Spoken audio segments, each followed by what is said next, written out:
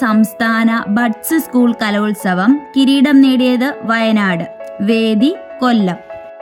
2025 ജനുവരിയിൽ ഉദ്ഘാടനം ചെയ്ത തുരങ്കപാത സോനാമാർഗ് ടണൽ ജമ്മു കാശ്മീർ. തുരങ്കപാതയുടെ മറ്റൊരു പേര് ഇസഡ് മോഡ് തുരങ്കം. 2025 Prem Nazir life time achievement award ജേതാവ് ജഗതി ശ്രീകുമാർ. ഐക്യരാഷ്ട്രസഭയുടെ റിപ്പോർട്ട് അനുസരിച്ച് 2025 ഇന്ത്യയുടെ വളർച്ചാ നിരക്ക് 6.6%. പ്രവാസികളിൽ നിന്ന് ലഭിക്കുന്ന വരുമാനത്തിൽ ലോകത്ത് ഏറ്റവും മുന്നിലുള്ള രാജ്യം ഇന്ത്യ. 2ാം സ്ഥാനം മെക്സിക്കോ, 3ാം സ്ഥാനം ചൈന. 2025 ജനുവരിയിൽ കാട്ടുതീ വ്യാപനത്തെ തുടർന്ന് ആരോഗ്യ അടിയന്തരാവസ്ഥ പ്രഖ്യാപിച്ചത് ലോസ് ആഞ്ചൽസ്.